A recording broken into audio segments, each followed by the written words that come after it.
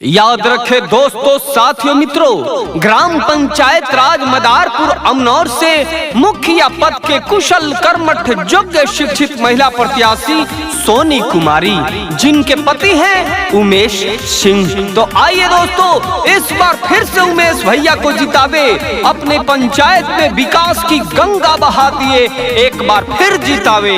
हाय जनता के बाटे नारा, उमेश भैया जीती है दोबारा।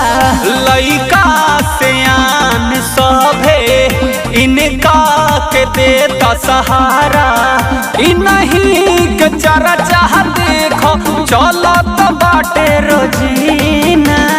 अरे चाचा, ग्राम पंचायत राज मदारपुर अमनौर से अब की फिर से रिकॉर्ड तोड़ मत से जीता तनी उमेश भैया। सभे विरोधी लोग के छूटा पसीना। उमेश भैया जिंदाबाद जिंदाबाद जिंदाबाद। अरे सभे विरोधी लोग के छूटा पसीना। सोनी कुमारी जिंदाबाद जिंदाबाद जिंदाबाद। अरे बुड़बक पोडीना वाला ट गाना सुना डलटन, एगो बियाह वाला सुनाव। सुन चाचा चाची तानी दीहा भेनवा हो, सुन चाचा चाची तानी दीहा भेनवा हो। भैया उमेश सिंह ने कई न सनमा हो, सोनी कुमारी हई। अरे बड़ा निमन गाना सुनौला, गौरी सुनाव। सबक से करतानी ये कहीं रजिया, सुन चाचा चाची तनी बतिया हमार। अब किर फेरू तू मुखिया बनाव, केहू नहीं रही भैया दुखिया लाचार। क्षेत्र में चर्चा आज सरेआम है, थाम ले गिरतों को, उसका उमेश सिंह नाम है दोस्तों।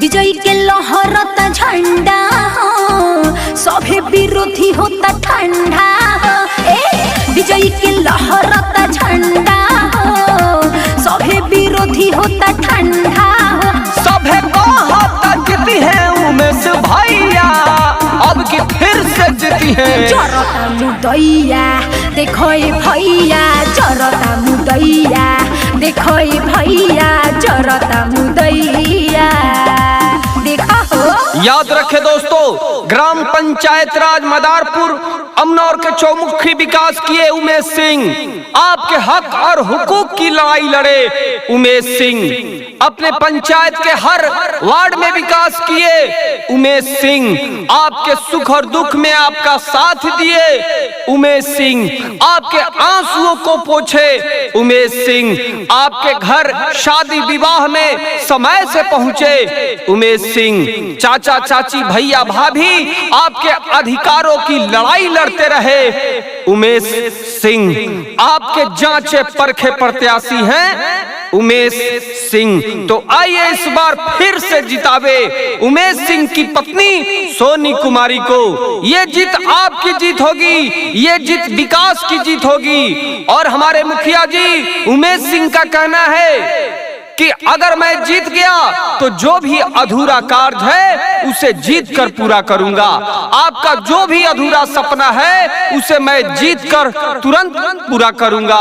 मैं आपके बीच में रहकर हर समस्या का समाधान किया और आगे भी आपके बीच में ही रहकर हर समस्या का समाधान करूंगा। तो आप एक बार पुनः हमें फिर से जितावे, ये जीत आपकी जीत होगी। अतः इस बार फिर से सोनी कुमारी को मुखिया बनावे, उमेश सिंह को विजयी बनावे। चाचा चाची भैया भाभी दादा दादी बाबू लोग से मैं नम्र निवेदन करता हूं कि एक बार पुनः सेवा का मौका जरूर दे।